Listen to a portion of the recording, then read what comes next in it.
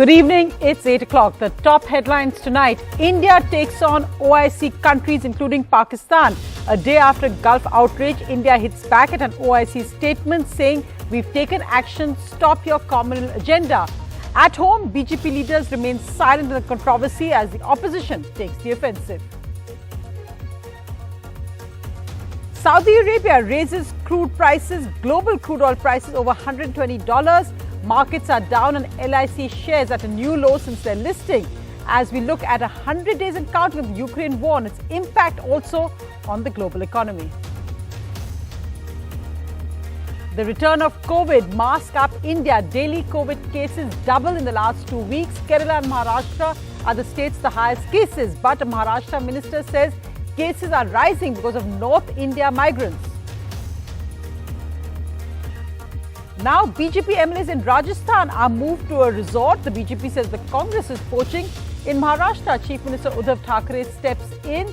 Devendra Fadnavis of the BJP, down with COVID, leads the BJP attack. And with every vote counting here, jailed ministers may also vote. Superstar Salman and his father Salim Khan get a threat letter outside their house which says, "Salman, Salim, you will have a fate like Moosewala." Police increased security for Salman Khan and his family. They say they're still investigating if it's a genuine threat letter.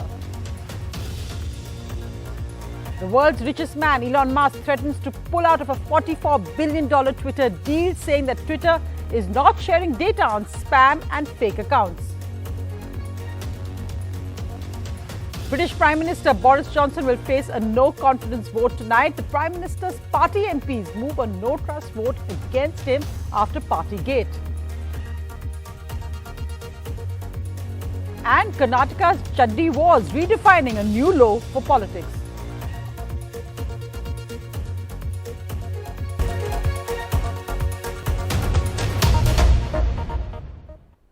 Our lead stories tonight are global. One, of course, is diplomatic, and the other also on the impact, which we are not reporting enough for the Ukraine invasion and its impact on India as well. But first, Nidhi, over to you, because we've seen a day after the outrage in Gulf countries, India being conciliatory, a very different India today with the Organization of Islamic Cooperation States. Well, today we've seen that another Gulf country, Oman, which had already tweeted about this, or issued a statement, has also taken it up with the Indian ambassador there about these controversial statements. But India today, the Ministry of External Affairs actually hit back both at the Organization of Islamic Countries as well as Pakistan, although it has only allowed the embassies in Qatar, in Kuwait and elsewhere to specifically respond to the very strong statements made by these individual countries. So India very strongly hitting back at the OIC as well as Pakistan today. But domestically, what's interesting, Sonia, is that politically also the BJP is facing a lot of headwinds, backlash from the opposition, whether it's Rahul Gandhi, who's tweeted on this today, KT Rama Rao, the TRS, we've seen left leaders and others very strongly, attacking the BJP for this. The BJP, however, is silent. We haven't heard anything from the party since yesterday, except for that letter that Arun Singh of the party had put out on the party respecting all religions and, not tolerating any insults to any religion, etc. So party spokespersons are quiet. Even, traditional party supporters who come on television, etc., they are also very quiet. Normally, you do see them hitting back, when opposition leaders tweet or make statements. But, clearly everyone's kind of lying low because there is a lot at stake as far as India's relationships with these countries are concerned. In fact, Nidhi, I wanted to ask on that. Is this now something which India feels that we have weathered the diplomatic storm? And also, why was India, you've seen Manish Sisodiya saying that, that why is India responding to Qatar, such a small country? But why is India treading so carefully with the Gulf countries? There are many reasons for that. One, you have a population of 6.5 million Indians who live in these Gulf countries. So, there is a significant sort of Indian population there. Secondly, as far as, trade and economic ties are concerned, India, for example, imports nearly 40% of its gas needs from Qatar. So Qatar, therefore, becomes a very important partner for India. And then if you look at trade between India and the Gulf countries like Saudi Arabia, UAE, Bahrain, Kuwait, etc., it's it's worth some, $87 billion, and it was up by nearly 30% last year from the previous year. So these are important economic trading partners. They're important strategic partners. Prime Minister Modi has actually personally invested in better ties with these countries. If you look at his first international visits this year in January, they were to Kuwait and to the UAE. And that was important symbolically that the Prime Minister chose to make Gulf countries his first destination, especially, after the pandemic. Therefore, for India, there is a lot at stake. And in fact, right now also as we speak, the Vice President Venkaiah Naidu is in Qatar. So we'll just show you those pictures of the Vice President in Qatar currently. And the point also, Nidhi, you're making that the OIC and the fact that India feels that perhaps a Pakistan agenda is at play here with the OIC statements. That would, I think, go without saying that obviously Pakistan, and the ISI would look to fish in troubled waters. There'll be, a lot of the hashtags that you see. There'll be genuine anger, of course, against what the BJP spokesperson said, but a lot of them will also be driven by, Pakistani handles that would be looking to fish in troubled waters. But while India may feel, that this is a storm that, will eventually die down, I think what's been made clear with this incident is that, a lot of the domestic rhetoric that we see, particularly on television channels, but what our leaders say, it is going to have diplomatic consequences as well. Even today, the AFP is sending us pictures and stories of how Indian products are being pulled off supermarket shelves in Kuwait, for example. So there are consequences to this. And will this now lead to new red lines on these issues? We just have to wait and see. Right. And in fact, Nidhi, that point we're making about also oil, let's just look at what's happening economically, because we know oil prices are touching new highs. Today in the domestic markets is a weak close, a record low closing for LIC as well. The Sensex falling 93 points, the Nifty falling 14 points. Those were basically flat, with Realty and PSU banks declining the most. But LIC stock plunged nearly 3%, at its lowest ever closing since listing. This came down over 18% from the issue price of $9.49 per share. And what's worrying also is that Brent crude is now trading above $120 per barrel after Saudi Arabia raised crude prices. And importantly, because also no end in sight to the Ukraine war. So Vishnu, if you could come in on that, because really we are 100 days and counting now on Ukraine, and we're seeing the impact it's having. There's global inflation, oil prices seeing new highs, because there's no clear indication of when this war could possibly end. I really think it's important to explain what exactly is happening on the ground now. As you mentioned, more than 100 days have passed since Russia invaded Ukraine. Even now, no signs that the war is coming to an end. The impact on global food security and oil prices will remain unless both sides come to the table. So where is the fighting now happening? And is Russia making progress, unlike their failed offensive to capture the Ukrainian capital, Kiev? Well, the fighting in Ukraine remains focused now on the east and on the south of the country. The areas that you see, which are marked in yellow, are areas where the Russians have made advances. You'll see that in a moment. And the areas first that you see in red over there are areas that they've illegally controlled before the 24th of February, when they actually invaded. So yellow are the areas where they've gone in, red the areas which they'd previously occupied. But let's focus more closely on the east of this country, two frontline towns which bear the brunt of the Russian advance. These are the towns which we marked over there: Liman, Rubizhne, Severodonetsk, Shikivke and Popasna. Many of these towns have already been overrun by the Russians, which means that essentially they have been destroyed. But in the last 48 hours, Ukrainian forces have launched a major counter-offensive in the city of Severodonetsk that we've circled over there, regaining 20 to 30% of the territory that they've lost. Well, these are the areas where there has been intense fighting in the last 24 hours. Again, we've circled the three areas over there. But from the east, let's now turn our attention to the south of Ukraine. And let's take a look at what's happening over there. Well, the city of Kherson has been overrun by Russian forces. That's marked over there. But throughout this axis, the Ukrainians have been fighting back. The areas which you will now see, areas which will be marked in blue, are areas where the Ukrainians have launched their counter-offensives. I'd like to mention, and this is interesting, the day they started their counter-offensive in this area, I was there in the Mykolaiv area and actually heard the shelling on the day that this started. And this continues, an area where the Ukrainians are doing well. The areas which you will see circled, in fact, right there, are areas where again in the last 24 hours, there's been very heavy firing taking place. Now, one of the biggest problems for the international community is the Russian naval blockade of the Black Sea.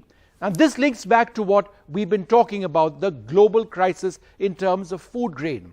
With this blockade, wheat and grain cannot be exported out from the key ports of Odessa and Mykolaiv that you see marked over here. This has a direct bearing on food security around the world. And finally, if it seems confusing, let's take a look to the changes on the ground over the last 1 month. Have they been really massive? Let's have that up full screen. Because in fact, the changes have been not very major. So this flips between what it was in May and June. It's difficult to see, but there's some areas where you see the red areas expanding, some areas where you see the blue areas expanding. So in terms of territory gained and territory lost, in terms of square kilometers, not very much. But it does appear quite clearly that this is a war that is grinding to a stalemate. Sonia. Right, and that of course is bad news, because as you pointed out, it's just on food prices, wheat and other grain, and of course also on oil prices, because of course Russia, a major supplier of natural gas, and that also a huge impact. Thanks, Vishnu, for that update. In other news, well, in India, it's time to mask up again, because COVID cases are clearly on the rise. As we can see, daily new COVID cases are doubling in the last 2 weeks. Also, weekly average COVID cases are up 39% in the last 4 weeks. If you look at the 7-day average of daily COVID deaths, that's 13, and currently at least hospitalization and deaths remain low. Let's just look at the top 5 states which are contributing to this huge rise, where Kerala is the highest at 1,544 cases in the last 24 hours. Maharashtra close behind at 1,494. Delhi is way behind at 343. Of course, the population is much less as well. Karnataka at 301, Haryana 148, and Maharashtra is the big worry, because their highest cases since February the 19th, with daily new cases of 4-month high. But they're arguing that most of the cases are coming from migrant labor, coming from outside, from states where very little testing is being done. The beds are ready. All the machines and equipment are being refitted under official supervision. So far, 26,000 COVID patients have been treated. Mumbai's largest COVID jumbo center with more than 2,500 COVID beds is being geared for a new battle against the coronavirus. सारे ICUs, dialysis, ventilators, machines, consumable सारे जगह पे अभी आ चुके हैं। पिछले 3-4 दिनों में टेस्टिंग की भी मात्रा बढ़ रही है, और पॉजिटिविटी रेट जो बीकेसी में हम टेस्ट कर रहे हैं वो 10% के आसपास डेली दिखाई दे रहा है, जो पहले 2 से 3% था। There's been a 90% jump in COVID cases in Mumbai within the last 6 days. There's been a 228% increase in COVID cases reported in May as compared to April. In the entire month of April, 1,795 COVID cases were registered. In June, there's been an 84% increase in the first 6 days, as 3,318 cases have been seen. 50% of the cases in the month of May have been reported in just 6 days in June.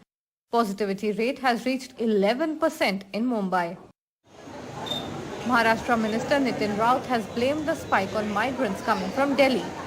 देखिए, जो नागपुर शहर में जो corona बढ़ रहा है उसका main reason जो है वो दिल्ली से आने वाले जितने प्रवासी है, वो प्रवासियों के वजह से यहाँ पर फर्क पड़ रहा है। जो केसेस आज 35 केसेस हमने जो ट्रेस किए हैं उसमें मैक्सिमम दिल्ली से आने वाली केसेस हमको मिली है, इसलिए मुझे ऐसा लग रहा कि एयरपोर्ट पर ही हम उनका ट्रेसिंग करें। According to the BMC, there's been a 50% jump in COVID patients admitted to the hospital in Mumbai in the last 6 days. 6 हफ्ते पहले तक कोई एडमिशन नहीं होते थे। पिछले महीने कुछ एडमिशन शुरू हुए हैं, और लेकिन अब हमारे पास करीब 9 पेशेंट एडमिटेड हैं। 3 से 4 पेशेंट आते हैं, उसमें से और लगभग 90% पेशेंट को हमें एडमिट करना पड़ रहा है, क्योंकि उनको सिम्टम्स है, सर्दी, खांसी, हाई ग्रेड फीवर, ये सब सिम्टम्स की वजह से उनको एडमिट करना पड़ा है। Mumbai had just started to look normal, but now with increasing cases, restrictions loom. The state government has also sent out a warning to the citizens. With Pooja Bharadwaj in Mumbai, Bureau Report, NDTV. Well, moving to the big political news, because while we're talking about COVID in Maharashtra, what the politicians are focused on is how that actually impacts voting. Because with Devendra Fadnavis, who's leading the BJP charge there down with COVID, he'll still apparently be voting, and jailed Minister of Maharashtra may be voting as well. Meanwhile, in Rajasthan, now BJP MLAs are being moved to Rajasthan into a resort because the BJP is accusing the Congress of poaching. The Congress is saying it's the pot calling the kettle black. BJP MLAs in Rajasthan now headed for a resort on the outskirts of Jaipur, where they will stay till voting day. After the Congress moved its MLAs to Udaipur, it's now the BJP's turn. अगर बाड़ाबंदी कही जाती है तो जयपुर में क्यों करते हैं? बाड़ाबंदी तो उदयपुर में करनी पड़ी 400 किलोमीटर दूर, 2 तारीख को करनी पड़ी, उसको जो सरकार चला रहा है और जिनको 100% कॉन्फिडेंस है कि हमारे पास बहुमत है, तो फिर वहाँ उदयपुर भागने की जरूरत क्या है? 4 Rajya Sabha seats go to the polls on the 10th of June. Media baron Subhash Chandra's entry has created a contest on 1 seat. After voting 2 candidates in, the Congress will need another 15 votes to get the third, Pramod Tiwari, elected. For the BJP, after it votes for Ghanshyam Tiwari, its official candidate, they need another 11 votes to back Subhash Chandra. Both parties now have their MLAs safely tucked away in resorts. But is it actually locked, stocked and barrel? Well, not quite, because the way an MLA votes on the voting day will be crucial.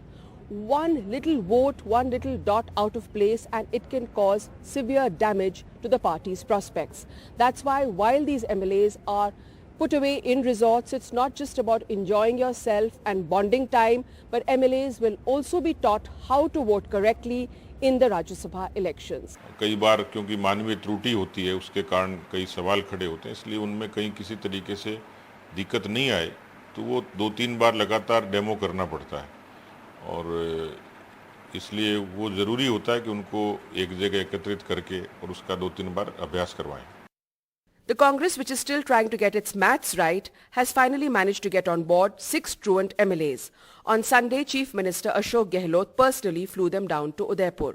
4 of these were former BSP MLAs who had merged with the Congress and have agreed once again to support the party. 2 others were the Congress's own disgruntled MLAs. साथी थे, साथ है, साथ रहेंगे.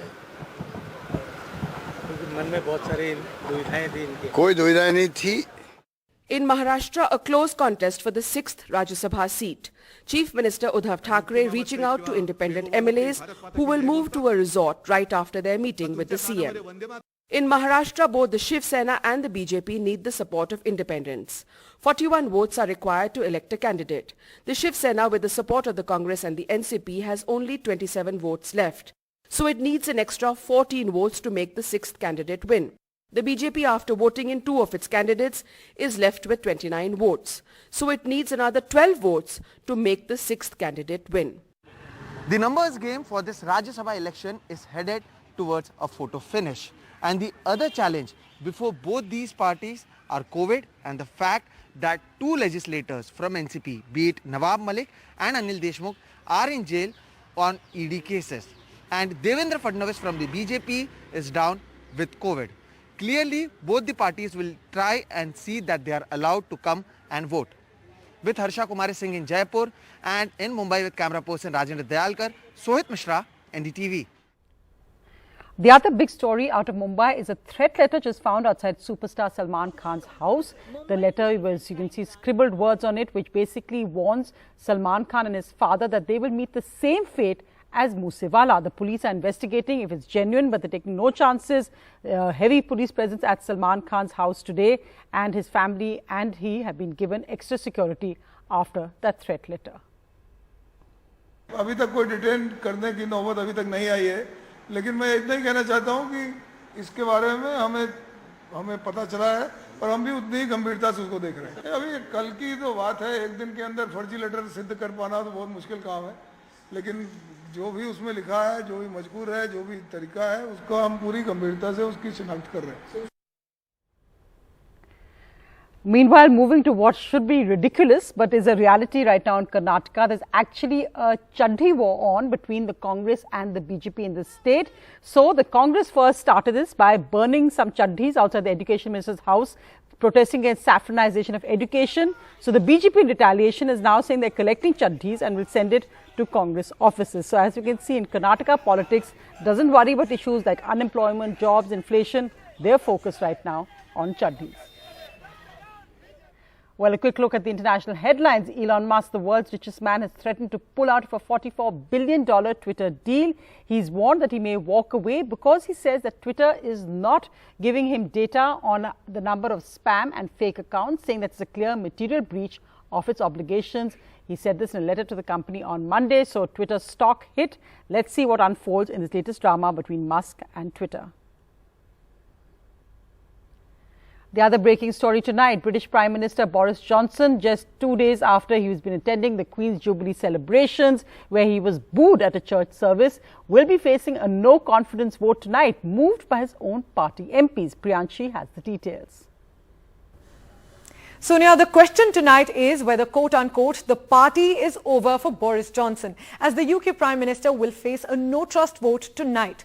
The threshold of 15% of the parliamentary party seeking a vote of confidence against the Prime Minister has been passed. The Prime Minister's post is at risk, as at least 54 Conservative Party or Tory leaders have called for a vote against their own leader. Now, could Boris Johnson be made to step down? A majority of Conservative lawmakers, or 180 leaders, will have to vote against Johnson for him to be removed. Now, there are two possibilities. If Johnson wins, theoretically, he will be safe from such a challenge of another vote for a year, although the rules can be changed. But if Johnson loses, he will be forced to step down, and a contest for the next leader within the Conservative Party will begin. Now, the Prime Minister's office is optimistic, with the spokesperson saying the Prime Minister welcomes the opportunity to make his case to the MPs. But the Prime Minister has been facing public anger. The most recent incident was when he was booed by the public when he arrived at one of the events for the Queen's Jubilee celebrations. Now, one of the major reasons behind anger against the Prime Minister is the Partygate scandal. The Prime Minister was fined in April for attending a rule-breaking birthday party for himself in June 2020. He took full responsibility for it but ruled out quitting completely. Senior Conservative leaders such as Liz Truss and Rishi Sunak have publicly supported Johnson for tonight, but we'll see whether Boris Johnson can in fact win against these controversies and retain his post.